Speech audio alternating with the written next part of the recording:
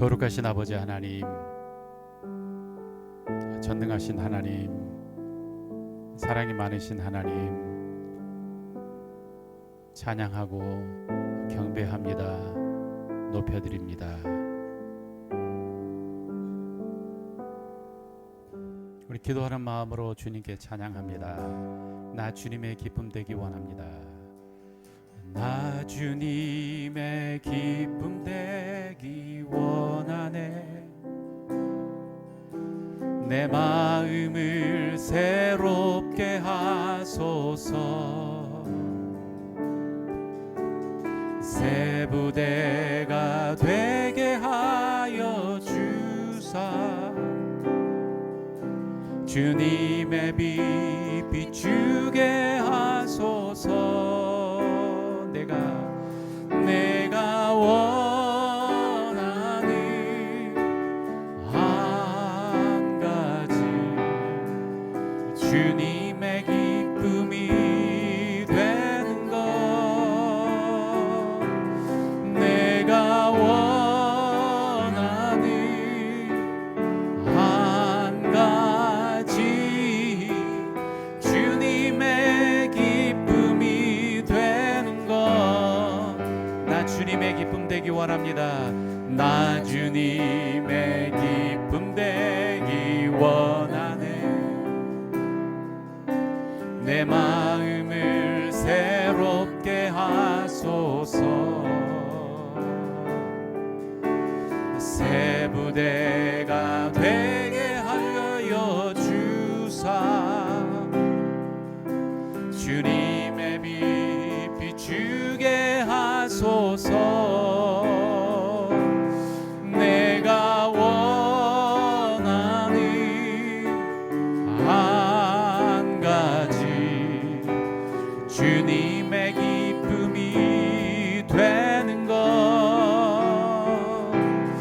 내가 원하는 한 가지, 주님의 기쁨이 되는 것. 겸손히 내 마음 드립니다. 나의 모든 것 받으소서. 나의 마음 깨끗게 씻어 주사. 주의 길로 행하게 하소서.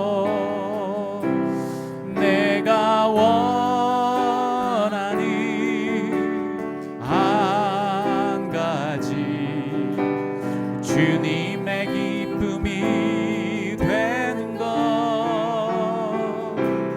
내가 원하는 한 가지, 주님의 기쁨이 되는 것. 내가 원하는 한 가지, 내가 원하는 한 가지, 주님의 기쁨이 되는 것. 내가 원하는 한 가지, 주님의 기쁨이 되는 것. 세상의 유혹 시험이 내게 몰려올 때에 나의 힘으로 그것들 모두 이길 수 없네. 거대한 폭풍 가운데 위축된 나의 영혼, 어찌할 바를 몰라 헤매이고 있을 때 주를 찬양하며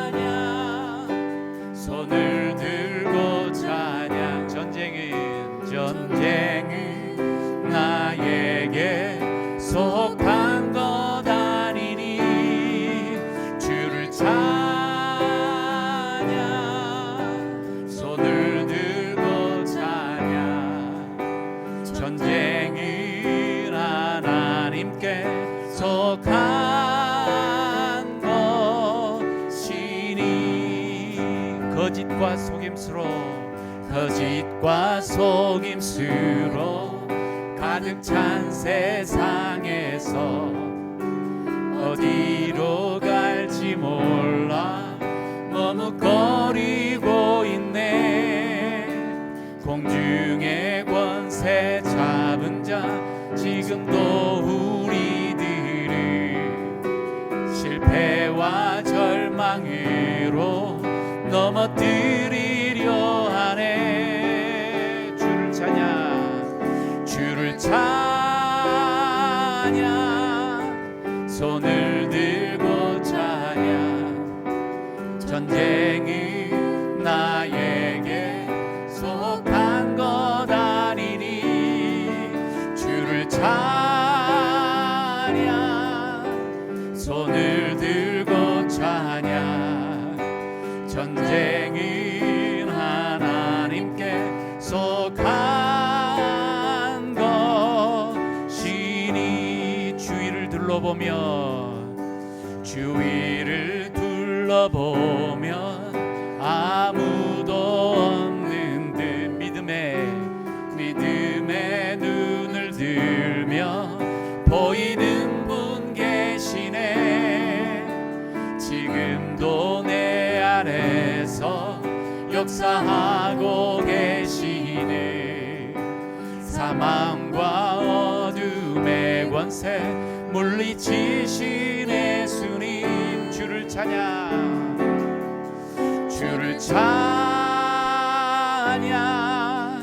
손을 들고 찬양. 전쟁은 나에게 속한 것 아니니. 주님을 찬양, 주를 찬양,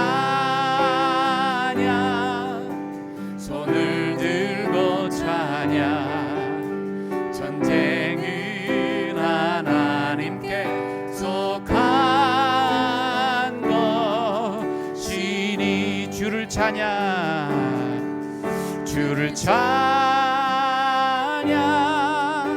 손을 들고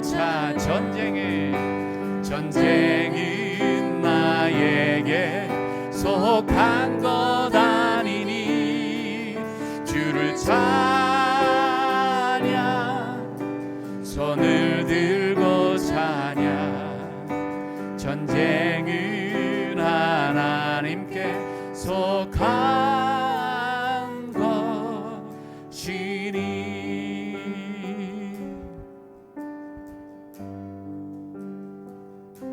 전쟁은 하나님께 속한 것이니. 성경에서 우리에게 가르쳐 주시고 있는 아주 중요한 원칙입니다. 내가 앞장서서 싸우는 것 같지만 사실은 주님께서 우리와 함께 하시고 싸워주시고 우리를 지켜주시고 우리를 돌보십니다. 주를 찬양, 손을 들고 찬양. 전쟁은 나에게 속한 것이 아니니. 주를 찬양, 손을 들고 찬양. 전쟁은 하나님께 속한 것이니. 할렐루야. 우리 찬양합니다. 주를 찬양, 주를 찬양, 손을 들고 찬양. 전쟁이 나에게 속한 것 아니니. 주를 찬양, 손을 들고 찬양. 전쟁이 하나님께 속한 것이니. 주를 찬양, 주를 찬양, 손을 들고 찬양. 전쟁이 나에게 속한 것 아니니. 주를 찬양, 손을 들고 찬양. 전쟁이 하나님께 속한 것이니. 할렐루야, 할렐루야. 우리 다시 한번 같이 기도합니다. 거룩하신 하나님, 전쟁은 주님께 속해 있습니다. 하나님 아버지, 나와 함께 하신 하나님 찬양합니다. 할렐루야.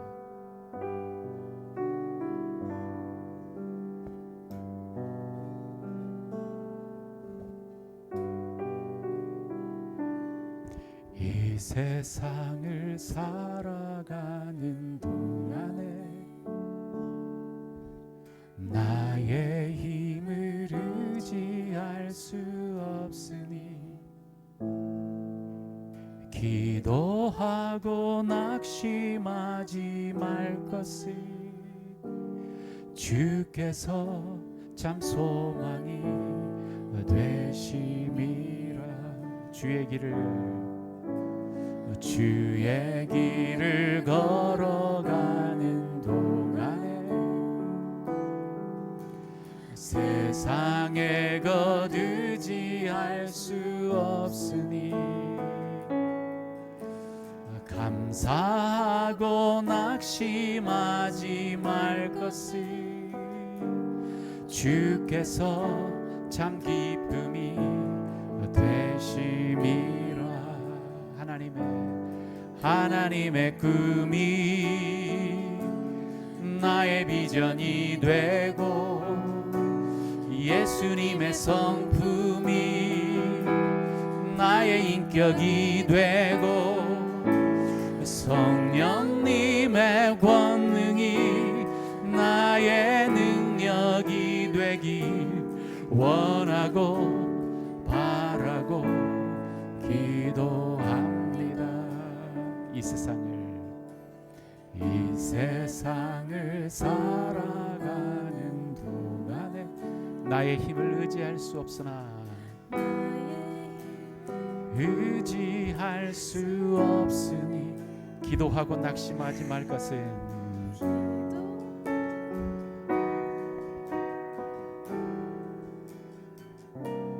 주께서 참 소망이 되심이라.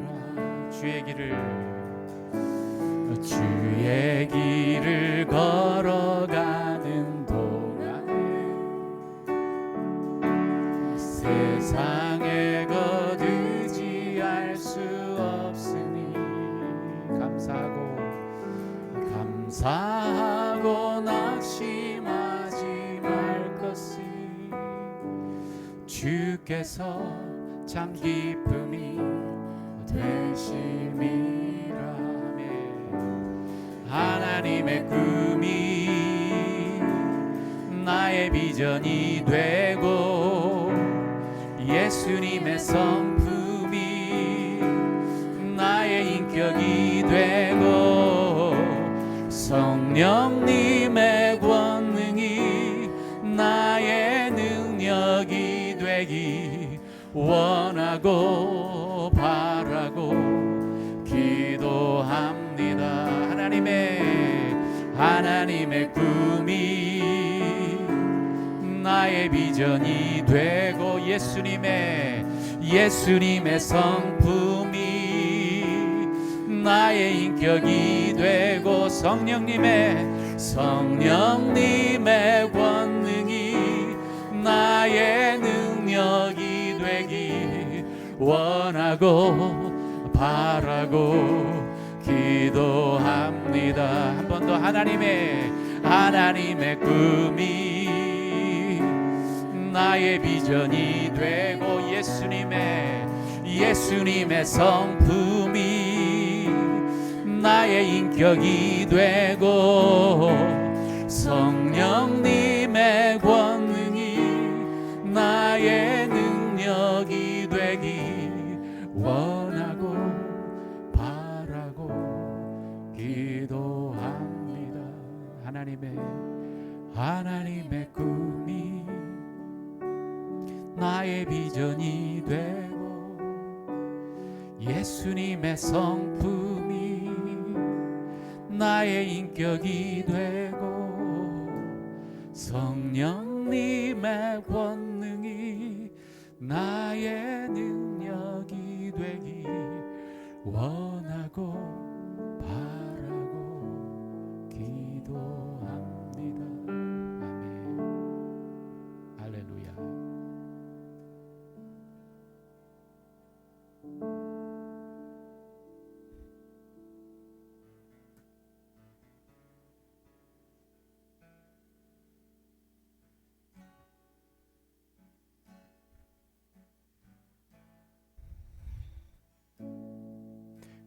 날이 저물어 갈 때 빈들에서 걸을 때 그때가 하나님의 때 내 힘으로 안 될 때 내 힘으로 안 될 때 빈손으로 걸을 때 내가 고백해 여호와 이래. 우리 다시 한번 날이 저물어 갈 때 날이 저물어 갈 때 빈들에서 걸을 때 그때가 하나님의 때 내 힘으로 안 될 때 빈손으로 걸을 때 내가 고백해 여호와 이래. 주가 일하시네. 주가 일하시네. 주가 일하시네. 주께 아끼지 않는 자에게 주가 일하시네. 주가 일하시네. 신뢰하며 걷는 자에게 우리 모인 이곳에 주님 함께 계시네. 누리네 아버지 은혜. 적은 떡과 물고기 내 모든 걸 드릴 때 모두 고백해 여호와 이래. 우리 모인 이곳에 주님 함께 계시네. 우리 모인 이곳에 주님 함께 계시네. 누리네 아버지 은혜. 적은 떡과 물고기 내 모든 걸 드릴 때 모두 고백해 여호와 이래. 주가 일하시네. 주가 일하시네. 주가 일하시네. 주께 아끼지 않는 자에게 주가 일하시네. 주가 일하시네. 신뢰하며 걷는 자에게 주가 일하시네. 주가 일하시네. 주가 일하시네. 주께 아끼지 않은 자에게 주가 일하시네. 주가 일하시네. 신뢰하며 걷는 자에게 우리 마지막 한 번만 주가 일하시네. 주가 일하시네. 주가 일하시네. 주께 아끼지 않은 자에게 주가 일하시네. 주가 일하시네. 신뢰하며 걷는 자에게 우리 같이 네, 여러분들 만나게 돼서 반갑고 우리 환영합니다. 네. 우리 지난 여러분들께서 기도해 주셔서 우리 짧게 우리 한 2주 동안 있었던 걸 확 압축해 가지고 어제 저녁 12시까지 만들었습니다. 기도해 주셔서 감사합니다. 네, 어떻게 말을 잘 시작해야 되는데 약간 말을 잘 못 시작하고 있습니다. 오늘 여러분들과 함께 생각해 볼 성경의 주제는 뭐냐면 하나님께서는 우리의 외모를 보지 않으시고 하나님께서는 마음의 중심을 보신다. 하나님은 외모를 보지 않으신다라고 하는 이 주제를 우리 시간 같이 한번 생각해 보았으면 좋겠습니다. 여러분들은 여행이 어떤 것을 여러분들에게 주시나요? 이 여행이라고 하는 것은 여행을 한번 생각을 해봤습니다. 여행이란 일단 우리가 살고 있는 그 일상의 루틴을 딱 넘어가지 않습니까? 깨고 새로운 것들이 막 쏟아져 나오는 그러한 시간입니다. 새로운 자연 환경, 새로운 사람들, 그리고 한국을 떠나서 외국으로 가면 새로운 언어, 또 그리고 새로운 먹거리, 새로운 문화. 그래서 마치 새로운 것들이 막 쏟아져 오는 그 시간이 여행이지 않을까라고 생각을 해봅니다. 우리 물건을 하나 샀을 때 새 물건을 사면 이 물건을 딱 받아들고 이걸 딱 오픈하는 시간이 좀 약간 약간 긴장되지 않습니까? 이게 뭘까? 어떻게 생겼을까? 뭐 이런 것처럼 뭐 그러다가 금방 또 익숙해지기는 하지만 그런데 이 택배로 시킨 물건이 여러분에게 한두 개가 아니고 수백 개가 왔다. 그것을 다 뜯어보는 그 재밌지 않겠습니까? 이게 여행이지 않을까. 그래서 밖으로 나가서 정말 새로운 것들을 경험하는 그러한 시간. 그래서 이 여행은 매우 흥미로운 시간이다 라고 그렇게 이야기할 수 있겠습니다. 영어로 흥미롭다라고 하는 이 단어는 exciting하다 라고 하는데 그 exciting은 굉장히 중립적인 말입니다. 그래서 매우 행복해서도 exciting 하긴 하지만 또 반대로 마음이 굉장히 요동하는 것도 우리는 exciting 하다고 표현을 합니다. 제가 이번 이제 폴란드 여행에 이제 장모님을 모시고 우리가 갔던 첫 번째 그 도시가 이 자코파네라고 하는 곳이었어요. 이 자코파네는 이 오스트리아와 폴란드와 약간 그 경계, 슬로바키아, 네, 그쪽 경계이고 굉장히 높은 산에 있는 그 도시인데 그곳에 이 산에서 이제 자코파네 시내에서 차를 타고 가서 한 2시간 정도 걸어 올라가면은 거기 호수가 나오는데 그 호수의 이름이 모르스코 오코라고 하는 그러니까 바다의 눈이라고 하는 그런 호수가 있습니다. 그 가는 길이 2시간을 걸어가야 되는데 굉장히 힘들어요. 그런데 정말 많은 사람들이 그곳에 오더라고요. 그래서 그 2시간을 걸어서 그 호수를 보러 갔습니다. 진짜 많은 사람들이 이제 호수에 딱 도착하니까 꽉 쌓여 있어요.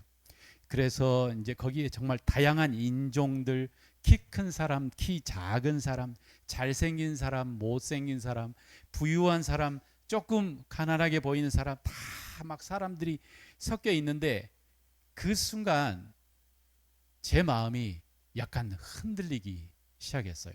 그러니까 익사이팅의 약간 반대, 정말 흥미롭고 너무나 재밌다 뿐만 아니라 내 마음속에 막 흔들리는 그러한 감정이 있었어요. 그것은 제가 유럽에만 가면 약간 느끼는 동양인이 갖는, 지금 젊은 한국 사람들은 또 안 그럴 수 있지만 동양인이 갖는 그러한 낮은 자존감에서 오는 그러한 마음일까? 일단 무언지 모르겠지만 제 마음속에 막 흔들렸어요. 그러면서 그때 평소에 만약에 그러한 상황이었다면 내가 20대, 30대 때 제가 해외를 돌아다니면서 보통 저는 혼자 나갔어요. 그래서 혼자 공항에 갔고 혼자 어떤 러시아에 갔고 뭐 이럴 때 정말 그 사람들이 많은, 굉장히 다른 사람들이 많은 그곳이 제 마음에는 좀 굉장히 찬바람이 부는 그러한 느낌들이 제 마음에 있었어요. 혹시 그런 걸 이해하실 수 있을지 모르겠어요. 그러니까 공항에만 가면 느껴지는 감정이 있어요. 그런데 그 감정이 한동안 없어졌다가, 왜냐하면 그 다음부터는 제가 제 아내와 우리 가족들과 또 팀과 함께 다녔기 때문에, 그런데 그 순간에 그 마음이 다시 한번 싹 왔어요. 그래서 약간 마음이 이렇게 흔들리고 있을 때 그때 제 마음속에 기도해야 되겠다라고 하는 생각이 딱 들더라고요. 마치 지금 우리가 기도하고 있지 않습니까? 우리 기도 리스트에 34명, 34명의 영혼을 위해서 우리가 매일 아침 우리가 매일 그 사람들을 위해서 기도하는데 저도 여행 중에 거의 여행의 한 3분의 2는 기도했던 것 같아요. 근데 마지막은 제가 좀 빼먹었지만 그 사람들을 계속 기도하는 그 습관이 있어서인지 더 빨리 내가 정신을 차리고 기도해야 되겠다라고 생각하고 그 많은 사람이 있는 그 틈에서도 한 작은 곳을 의자에 앉아서 라고 하면서 기도를 딱 하고 있는데 하나님께서 제 머릿속에다가 이 생각을 하나 확 주셨어요. 그 생각이 뭐냐면 바로 오늘 주제인 것처럼 사람들의 외모를 보지 말라라고 하는 생각을 제 마음속에 주셨습니다. 사람들의 외모를 보지 말라. 하나님은 외모를 보지 않으시고 마음의 중심을 보신다 라고 하는 말씀을 제게 주시면서 그때부터 이게 이 말이 어려운 건 아닌데 제가 좀 더 깊이 한번 생각을 해봐야 되겠다, 묵상을 해봐야 되겠다라고 생각하며 그 말씀을 제 마음속에 품고 묵상하기 시작했습니다. 오늘 본문 사무엘상 16장은 어떤 장이냐면 사무엘이 이제 먼저 사울을 왕으로 이제 기름 붓고 사울을 왕으로 앉혔다가 이제 사울이 하나님 눈에 이제 실망스러워서 하나님께서는 이제 누구를 기름 부으시냐면 다윗을 기름 붓는 그 장면이 바로 오늘 16장에 나오는 이야기의 이제 그 앞뒤 배경입니다. 자, 우리 사무엘상 16장을 같이 보도록 하겠습니다. 사무엘상 16장에 보면 우리 한나가 6절, 7절을 읽었는데 우리 1절을 한번 제가 읽어드리도록 하겠습니다. 사무엘상 16장 1절. 여호와께서 사무엘에게 이르시되 내가 이미 사울을 버려 이스라엘 왕이 되지 못하게 하였거늘 네가 그를 위하여 언제까지 슬퍼하겠느냐. 너는 뿔에 기름을 채워가지고 가라. 내가 너를 베들레헴 사람 이새에게로 보내리니 이는 내가 그의 아들 중에서 한 왕을 보았느니라 하시니라 라고 이야기하고 있습니다. 뒷배경의 이야기가 어느 정도 설명이 되죠. 그죠? 사무엘이 사울 때문에 너무나 마음이 아팠어요. 그러니까 이스라엘의 첫 번째 왕인데 그 왕이 하나님을 실망시키고 사람들을 실망시키는 왕이었다는 거죠. 그리고 그 왕을 세운 사람이 누구냐면 바로 이 선지자, 이 위대한 선지자인 사무엘이었어요. 그러니까 이 사무엘은 정말 책임감도 느끼며 마음도 아파하고 있을 때에 하나님께서 언제까지 네가 마음 아파하겠느냐. 그러면서 여기서 뭐라고 이야기하시냐면 아주 중요한 이야기를 하십니다. 여기에는 내가 한 왕을 보았노라 라고 이야기하면서 내가 내 눈이 한 왕을 찾았다. 그 이스라엘 그 나라에 그 12지파의 수많은 사람들이 있는데 그 중에 한 사람이 눈에 밟힌 거예요. 한 사람이 눈에 보인 거예요.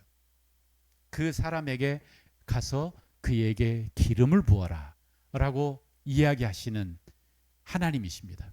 그래서 사무엘이 이제 이제 병이 아니고 그때는 유리병이 없었기 때문에 뿔에다가 기름을 담아 가지고 이제 왕의 이 이스라엘에서는 왕을 세우려면 기름을 부어야 됩니다. 이것은 하나님께서 이 사람을 인치셨다, 왕으로 세웠다라고 하는 그 의미거든요. 그래서 어디로 갔냐면 이스라엘의 지파 중에 가장 작은 지파인 베냐민 지파 그리고 이새의 그 가족 계보를 따라 이제 갔습니다. 그리고 이제 6절 우리가 읽었던 말씀 그들이 오매 이제 사무엘이 이새의 집에 갔고 그 집에서 당신의 아들들을 데리고 오시오 라고 이야기했죠. 그러니까 아들들이 이제 쫙 들어왔습니다. 사무엘이 첫 번째 아들 엘리압 아버지의 하나님이라고 하는 이름을 가진 첫 장남을 보았습니다. 근데 엘리압을 보고 마음에 이르기를, 사무엘이 그 마음에 이야기하기를, 와, 여호와의 기름 부으실 자가 과연, 여기서 과연이라고 하는, 아흑이라고 하는 이 단어는 확실하게 진짜로 이 사람이구나 라고 생각하면서 그를 딱 본 거예요. 그러니까 엘리압을 딱 봤는데, 사무엘에 봤는데 아마 어떻게 생겼는지는 모르겠지만 왕같이 생긴 거예요. 키도 크고 준수하며 힘도 딱 세고 말 톤도 특별하고 막 그런 것들이 보였겠죠. 그러면서 이것은 확실하게 이 사람은 하나님께서 세우실 사람이 이 사람이구나 라고 사무엘이 생각을 했어요. 그 믿음의 사람이 딱 보면서 이 사람이구나 라고 생각을 했는데, 7절에 뭐라고 이야기하냐면, 여호와께서 사무엘에게 이르시되 그의 용모와 키를 보지 말라. 그러니까 그의 모습과 그의 키를 보지 말라. 내가 이미 그를 버렸노라. 내가 보는 것은 사람과 같지 아니하니. 자, 그러면서 여기 아주 중요한 이야기를 합니다. 이런 부분들은 우리가 밑줄을 그을 필요가 있습니다. 근데 성경이 없고 다 핸드폰에 있기 때문에 어떻게 밑줄을 그어야 될지 모르겠지만, 그러나 여기에서 아주 중요한 원칙을, 하나의 영적인 원칙을 이야기하십니다. 뭐라고 하냐면, 사람은 외모를 보거니와 나 여호와는 중심을 보느니라 라고 이야기하십니다. 사람은 외모를 보거니와 나 여호와는 중심을 보느니라. 그래서 사람은 눈으로 그 사람의 얼굴을 보지만, 그러나 하나님께서는 그 마음의 중심을 보신다. 그래서 첫 번째, 우리는 사람들이 눈으로 가장 먼저 이 정보를 우리가 습득을 합니다. 그래서 눈은 굉장히, 보이는 것은 강력한 힘입니다. 강력한 힘입니다. 모두가 눈으로 보입니다. 눈으로 봅니다. 그래서 우리는 외모에 신경을 쓸 필요가 있습니다. 사람은 눈으로 보지만, 그렇지만 중요한 것은, 더 중요한 게 있다는 것을 우리는 또한 인지를 해야 합니다. 눈으로 본다고 하는 그 의미 안에는 또 뭐가 들어가 있냐면, 눈으로 보고 판단한다 라고 하는 그 의미도 들어 있습니다. 그렇죠? 우리가 여행 중에도 그렇고 평소에도 그렇지 않습니까? 사람들을 딱 보며 그 외모로 우리는 이미 판단을 거의 다 끝냅니다. 어떤 심리학자가 그렇게 이야기하더라고요. 사람이 어떤 모임에 딱 들어가면 1분 내로 머리에 있는 고도의 컴퓨터가 작동을 합니다. 뚜두뚜두뚜두뚜 하면서 사람들을 다 한번 스캔을 합니다. 그 다음에 이 사람들 중에 나는 어디에 속해 있을까, 어느 정도일까를 1분 내로 스캔을 쫙 한다고 이야기하는 소리를 제가 들었습니다. 마찬가지로 사람은 눈으로 보고 사람은 판단을 합니다. 그래서 이 사람은 착해 보인다, 이 사람은 선해 보인다, 그리고 이 사람은 행복해 보인다라고 우리가 판단을 합니다.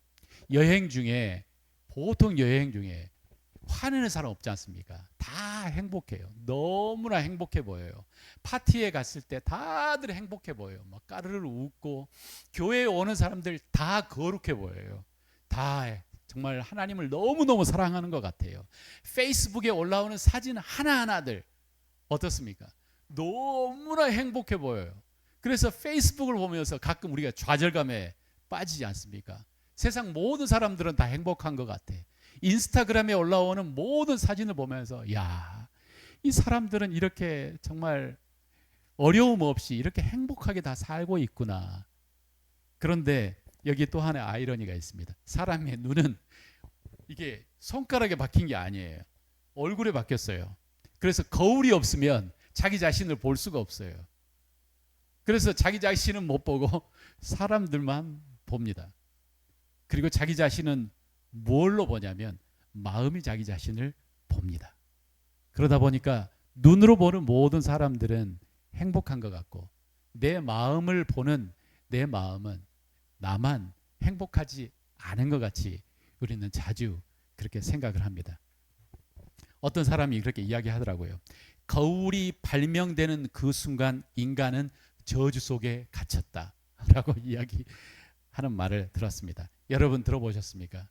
거울아 거울아, 이 세상에서 누가 가장 예쁘니? 어디서 많이 들어봤죠, 그죠? Mirror, mirror on the wall, who is the fairest of them all? 있잖아요. 세상에서 가장 아름다운 사람이 누구니? 라고 하는 이 백설공주의 이야기. 그 백설공주의 그 여왕은 그 거울을 보면서 정말 이것은 너무나 주관적이지만 누가 가장 아름답니? 또 여기서 영어는 제가 가끔 영어를 잘 몰랐을 때 우리 말로 번역하면 Who is the most beautiful이라고 써야 될 텐데 fairest라고 써졌더라고요. 그러니까 이 fair는 여러 가지 해석이 있는데 그 해석 중에 하나는 뭐냐면 아주 깨끗한 이 말이 있고요. 또 그리고 아름답다라고 하는 말이 있어요. 그러니까 Who is the fairest? 라고 하는 말은 누가 피부가 가장 깨끗하고 예쁘며 가장 아름다운가 라고 하는 것을 물어보는 거죠. 그 여왕이. 근데 이건 너무나 주관적이지 않습니까? 그러면서 그 거울을 보면서 자신을 보니까 너무나 unfair하고 자신을 보니까 얼굴에 있는 주름이 보이기 시작하고 얼굴에 있는 내 모습 하면서 사람의 마음은 거울이 있는 순간 그때부터 저주에 갇혔다라고 하는 말도 제가 들어본 적이 있습니다.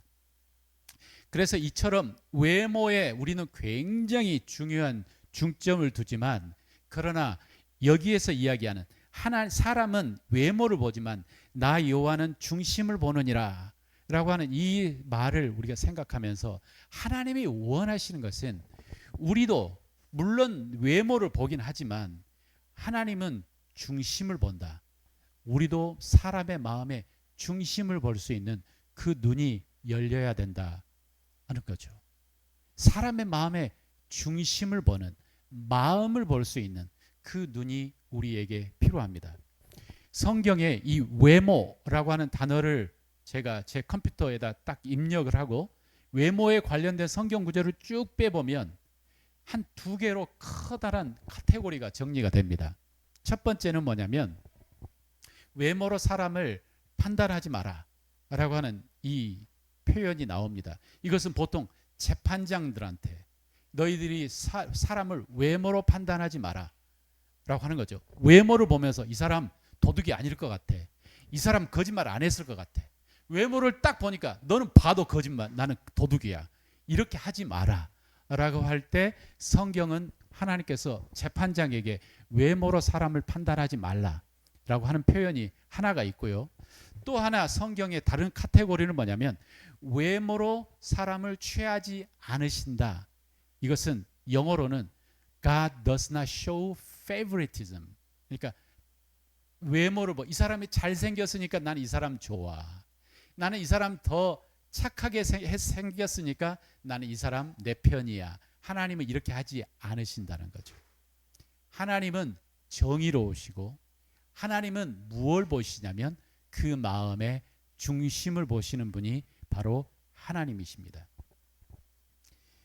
그래서 하나님께서 오늘 이 본문에 이 엘리압이라고 하는 정말 준수한 청년, 왕의 제목으로 외모는 정말 아무 흠잡을 데 없는 이 청년을 사무엘은 봤지만 하나님께서는 그 중심을 이미 보신 거예요. 그러면서 이 사람은 내가 왕으로 선택하지 않았다라고 이야기하십니다. 그러면서 하나님께서 누구를 선택하셨다고 하냐면 다윗을 선택했다고 이야기를 하십니다. 하나님께서는 그 중심을 보셨습니다. 우리 본문을 계속 읽어보도록 하겠습니다. 본문 그 다음에 8절, 이새가 아비나답을 불러 사무엘 앞을 지나가게 하매 사무엘이 이르되 이도 여호와께서 택하지 아니하셨느니라 하니 이새가 산마로 지나게 하매 사무엘이 이르되 이도 여호와께서 택하지 아니하셨느니라 하니라. 이새가 그의 아들 일곱을 다 사무엘 앞으로 지나가게 하나 사무엘이 이새에게 이르되 여호와께서 이들을 택하지 아니하셨느니라 하고 또 사무엘이 이새에게 이르되 네 아들들이 다 여기 있느냐? 이새가 이르되 아직 막내가 남아 있는데 그는 양을 지키나이다. 사무엘이 이새에게 이르되 사람을 보내 그를 데려오라. 그가 여기 오기까지는 우리가 식사 자리에 앉지 아니하겠노라. 이에 사람을 보내어 그를 데려오매 그의 빛이 붉고 눈이 빼어나고 얼굴이 아름답더라. 여호와께서 이르시되 이가 그니 일어나 기름을 부으라 하시는지라. 사무엘이 기름 불 병을 가져다가 그의 형제 중에서 그에게 부었더니 이날 이후로 다윗이 여호와의 영에게 크게 감동되니라. 사무엘이 떠나서 라마로 가니라 라고 오늘 본문은 이야기하고 있습니다. 그러니까 이새에게 아들이 사실 8명이 있었는데 어떤 일인지 모르겠지만 다윗은 그 막내 다윗은 이새의 머릿속에 약간 없는 아들? 7 아들을 다 데려왔다고 했는데 아들 다윗은 저기 혼자 양치고 있는 막내 아들. 그래서 제가 이 성경 이게 당시의 문화가 막내들이 양을 치나? 라고 생각해 봤는데 또 그건 아니었어요. 그러니까 다윗의 시편을 보면 가끔 그렇게 이야기를 해요. 자신의 출생에 대한 어떤 뭔가를 이야기를 해요. 무슨 이야기인지는 그 출생에 어떤 일이 있었는지는 정확하게 모르지만 이새 그 아버지에게는 다윗은 조금 못마땅한 아들이었던 것 같아요. 그래서 혼자 떠나가서 양을 치고 이제 그런 아들이었는데 하나님의 눈에는 바로 이 사람이 바로 그 사람이었던 거예요. 중심을 보시는 그분. 하나님은 중심을 보신다. 우리가 어떻게 사람의 중심을 봅니까? 사람의 중심을 보려면 그 사람에게 관심을 가져야 되고 그 사람과 대화를 해봐야 돼요. 그래야만 우리가 그 사람의 중심에 들어가요. 그러려면 먼저 선입견을 살짝 우리가 치워야 돼요. 선입견을 치우고 그 눈에 보이는 그 사람의 어떤 걸 치우고 그 사람과 이야기하다 보면 그 중심이 보여요. 제가 이제 또 폴란드에 여행을 하는데 이제 크라코브라고 하는 폴란드의 옛날 구수도예요. 그리고 여기는 굉장히 옛날 도시이고 그 다음에 유적도 많고 그 다음에 돌아다닐 것도 많고 그래서 제가 한 7년 전에 거기를 갔다가 그 구도심이 너무나 아름다워가지고 이번에도 다시 한번 가봤어요. 그래서 구도심에서 이제 큰 광장에서 사람들이 막 춤도 추고 그 다음에 여기서는 그 거리 버스킹도 하고 그 다음에 그 테두리로 그 레스토랑 그 다음에 쫙 깔려 있고 약간 그런 그 유럽의 그 느낌들이 있어요. 광장에 가운데서는 분수가 막 있으며 막 근데 한쪽에서는 우크라이나 국기를 들고 막 사람들이 아직은 전쟁은 끝나지 않았습니다. 막 이렇게. 그러니까 그 에너지가 너무 좋더라고요. 그 에너지가.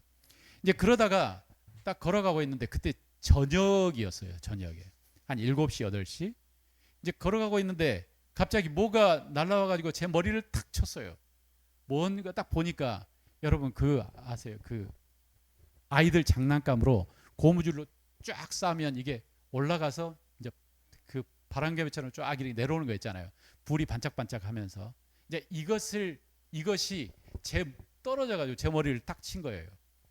그래가지고 이걸 딱 쳐서 이게 뭐지? 딱 돌아봤는데 그것을 파는 어떤 여학생, 여자 아이 아니 뭐 그 어떤 사람이 이제 자기한테 나한테 와가지고 이제 이걸 자기가 쏜 거죠. 그러면서 그 친구하고 제가 잠시 이야기를 했어요. 근데 어떻게 됐냐면 그 친구가 우크라이나에서 왔대요. 그래서 우크라이나 어디에서 왔냐? 키예프에서 왔대요. 이제 그 순간 제 안에 이 몇 마디 대화를 하면서 제 마음속에 이 흥미롭고 재미롭고 하는 것이 다 확 끊어져 버렸어요. 그러니까 마치 진짜 뭐에 한 대 맞은 것 같은 그 느낌이 제 머리를 탁 친 거예요. 그러니까 그 순간, 그 재미있는 수많은 시끌벅적한 그 순간에 그 여자아이의 삶 속으로 마치 내가 쑥 들어간 것 같은, 왜 이 여자아이는 자기 나라도 아닌데 여기 와서 이런 것을 팔고 있을까? 이 저녁에 그는 키예프에서 지금 대학생 정도 될 것 같은데 키예프에서는 어떤 삶을 살았을까? 왜 여기 왔을까? 우리 우크라이나 사람이 거기에 있는 건 우리 대강 추측을 하잖아요. 전쟁으로 1,000만 이상이 우크라이나 사람들이 폴란드로 왔어요. 그러면서 갑자기 제가 그 순간 수많은 생각이 제 마음에 드는 거예요. 순간 그 사람의 삶 속에 제가 쏙 들어간 것 같은 그런 느낌. 제 머릿속의 상상이지만, 그러면서 야, 이 마음이 보이기 시작하면요, 그 사람의 삶 속에 쑥 들어가가지고 마음이 보이기 시작하면 아, 이런 일이 일어나는구나 라는 생각을 했습니다. 그러니까 내가 누군가와 대화하고 내가 누군가를 만나고 이야기하며 그 사람의 마음을 보기 시작할 때는 이런 게 보여요. 진짜 아름다움이 보여요. 이게 사람의 외모적인 아름다움이 아닌 마음을 들여다보면 진짜 아름다운 것이 무엇인지 우리가 보이기 시작해요. 외모적으로는 별로 호감이 안 가는데 마음을 들여다보고 그 사람을 알아보기 시작하면 이 사람 안에 정말 신실함, 이 사람 안에 진짜 정의로움, 이 사람 안에 정말 사랑하는 마음, 다른 사람을 배려하는 마음, 성실한 마음, 정직한 마음, 이런 것들이 보이기 시작하면서 사람들이 와, 예쁘구나, 아름답구나 라고 하는 이런 것들이 보이는 거예요.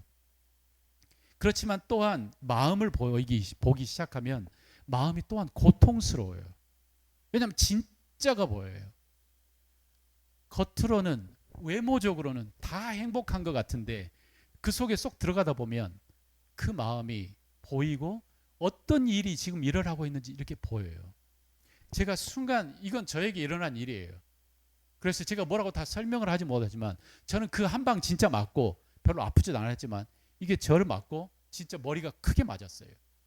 그리고 그 저녁에 내가 더 이것을 돌아다니고 싶은 마음이 한 개도 없어졌어요. 제 마음속에. 그러면 갑자기 제 마음속에 진짜 그 여자 아이의 지금 삶이 어떨까라고 하는 생각이 그냥 상상 속에서 막 들더라고요. 그러면서 다시 처음에 하나님께서 외모를 보지 말고 하나님은 마음의 중심을 보신다라고 하셨을 때 제 안에 하나님께서 보여줬던 한 이미지가 있어요.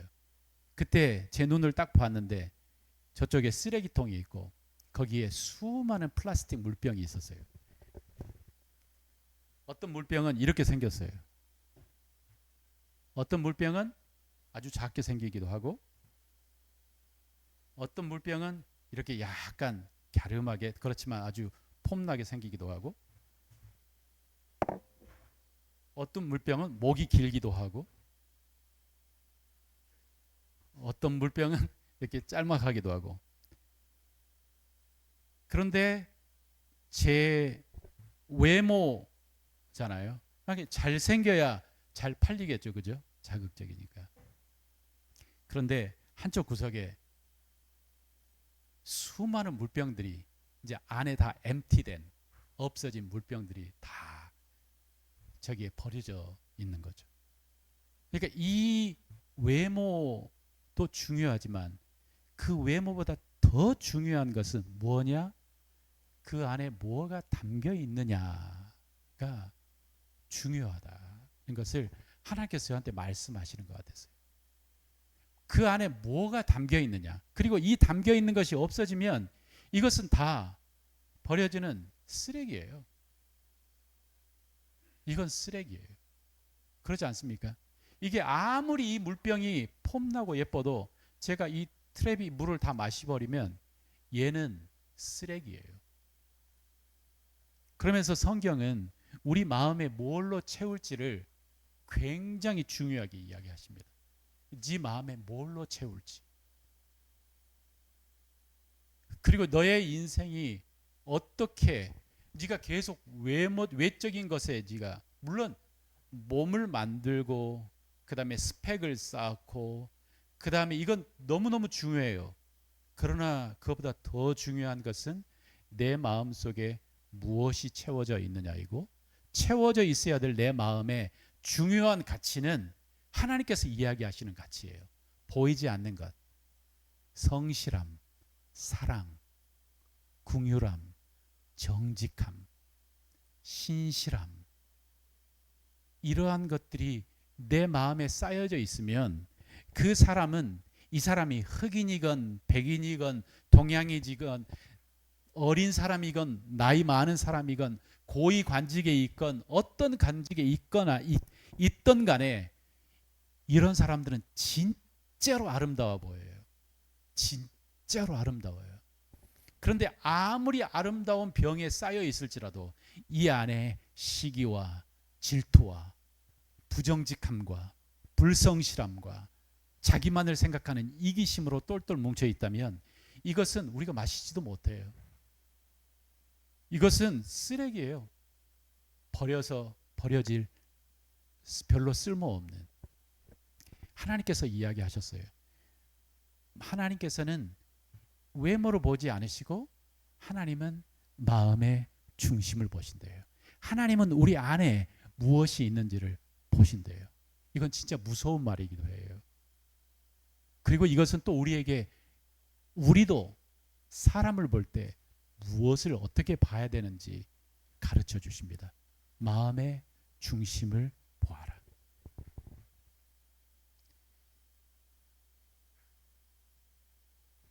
자, 마지막으로 하나님께서 이 본문을 통해서 우리 한 가지 더 생각해 볼 것은 뭐냐면, 하나님께서 이 16장 1절에 이렇게 써졌습니다. 너를 베들레헴 사람 이새에게로 보내리니 이는 내가 그의 아들 중에서 한 왕을 보았느니라 라고 이렇게 이야기했습니다. I have sinned. 내가 찾았다. 한 사람을 찾은 거예요. 한 사람을 찾은 거예요. 여기 놀랍지 않아요? 수많은 사람들 중에 하나님께서 마치 그 보물찾기 하는 것처럼 막 찾고 찾았는데 한 사람이 딱 보인 거예요. 그 아들 중에 한 사람이. 그리고 그 사람의 이름이 다윗이었고, 그 친구는 뭘 한 친구였냐면, 비록 그 가정에서 형제들 사이에 약간 왕따 같은 아들이었던 것 같고 아버지에게도 별로 사랑받지 못했던 것 같았지만, 이 친구는 밖에 나가서 양을 치고 있었지만 우리가 다윗의 시편을 보면 그는 양을 치면서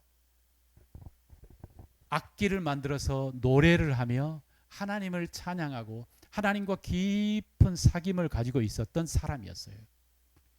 하나님과 코드가 맞았던 어떤 사람이었어요. 하나님과 코드가 연결되어 있던 사람. 이번에 우리 같이 기도하고 있는데 저도 가능하면 매일 기도하려고 34명의 이 영혼들을 위해서 이름을 불러가며 기도하고 있습니다.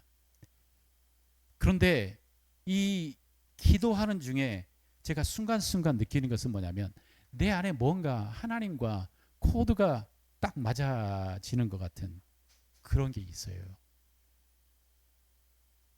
우리의 마음의 중심을 보시는 그 하나님 안에 하나님과 코드를 맞추는 사람이 있어요. 이 사람들은 굉장히 극소수예요. 굉장히 극소수예요. 왜냐하면 인간은 눈으로 보기 때문에, 그리고 인간은 눈으로 판단하고 우리는 육체 속에 우리는 있기 때문에. 그러나 정말 놀라웠게도 보와 같이 기도하는 사람, 그 육체에 갇혀 있지만 그러나 영적인 눈이 열려서 사람의 마음을 보고 하나님을 보는, 하나님과 코드가 열려 있는 사람들이 있다는 거죠. 그 사람들은 하나님의 음성을 듣고 하나님의 뜻을 이해할 수 있는 사람들이에요. 하나님과 대화를 할 수 있는 사람들이에요. 이 사람들은 세상을 이기는 사람들이에요.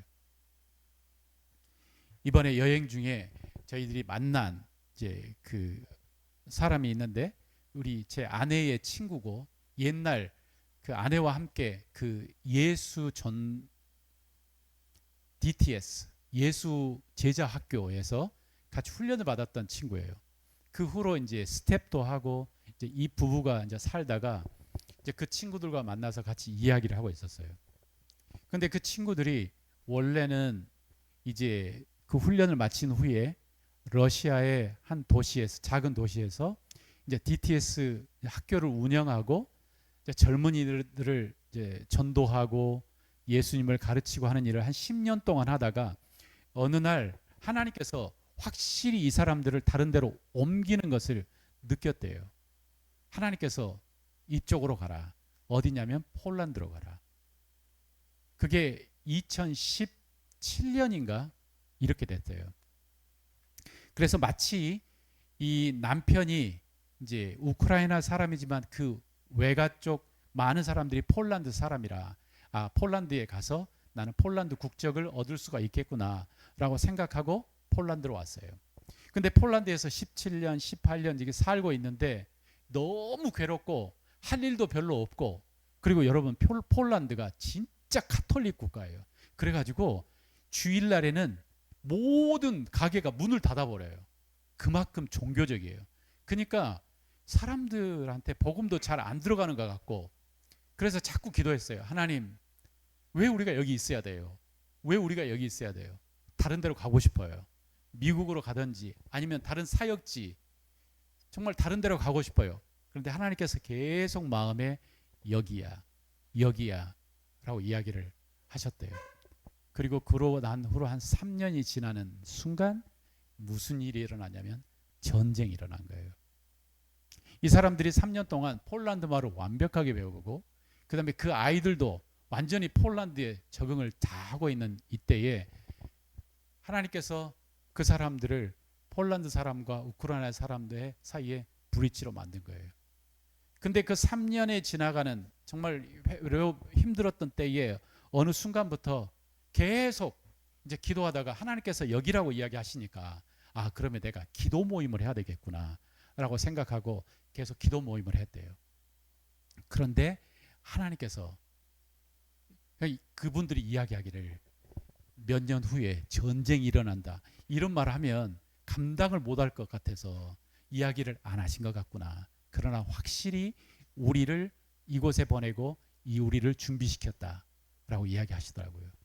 그래서 폴란드 사람도 알고 우크라이나 사람도 알고, 그 전쟁이 일어나고 난 후로 수많은 전화가 온 거예요. 양쪽에서 우크라이나 사람들이 들어와 가지고 우리는 폴란드 들어왔는데 거주할 곳이 필요합니다. 또 어떤 폴란드 사람들은 우리 집에 방 한 칸이 있는데 우크라이나 사람 들어와서 살 수 있습니다. 그러면서 그 일들을 하며 기도를 하며 그 역할을 한 거죠. 또 우리가 만났던 그 우크라이나 목사님 이반 목사님도 2020년에 전쟁이 일어나기 1년 전에 그곳에 들어왔어요. 왜 들어왔는지 몰라요. 그러나 하나님께서 보내셨다고 왔어요. 그러고 난 후에 1년 후에 전쟁이 일어난 거예요. 저는 이걸 보면서 하나님께서 사람을 준비시키는구나. 하나님께서 사람을 준비시키는구나. 그리고 그 사람들은 누구냐면 하나님과 코드가 맞은 사람들이에요. 하나님과 코드가 맞춰 있는 사람들이에요. 영적으로 열려 있는 사람들이에요. 하나님께서는 우리의 외모를, 사람은 외모를 보지만 하나님은 그 마음의 중심을 보시는 분이십니다. 하나님은 우리도 이러한 눈을 갖기를 원하십니다. 그래서 우리가 내 옆에 있는 형제와 내 자매와 우리의 가족과 우리의 친척들의 외모만을 보지 말고 그 사람들의 마음을 읽을 수 있는 그러한 눈이 열리시기를 주님의 이름으로 축원합니다. 여러분의 마음에 하나님과 코드가 맞아 하나님께 기도하고 하나님의 음성을 들으며 하나님과 함께 걸어가는 그 사람들이 여러분들이 되시기를 주님의 이름으로 축원합니다. 보이지 않는 것을 믿으며 깨어있기 위해서는 훈련이 필요합니다. 저도 확실히 이번에 중보기도 하면서 이게 습관적이지만 매일 기도하는 것은 너무나 중요하구나. 뭔가 내게 감각을 살아있게 해요. 깨어있게 해요. 영적인 어떤 감각. 어떤 사람이 나는 영안이 열렸어. 영적인 눈이 열렸어. 영적인 민감이 있어. 근데 이것은 늘 있지를 않아요. 유지가 필요해요. 그래서 우리에게는 기도하고 나의 마음을 하나님께 드리고 그 다음에 하나님의 음성을 듣는 이러한 습관들이 우리에게 필요합니다. 하나님께서 바로 우리 교회가 또 그런 교회가 되기를 원하고, 그래서 하나님의 손에 들려진 교회가 되기를 원합니다. 하나님의 손에 들려진 여러분들이 되기를 원해서 꼭 필요한 곳에 여러분이 다윗과 같은 사람이 되기를 원합니다.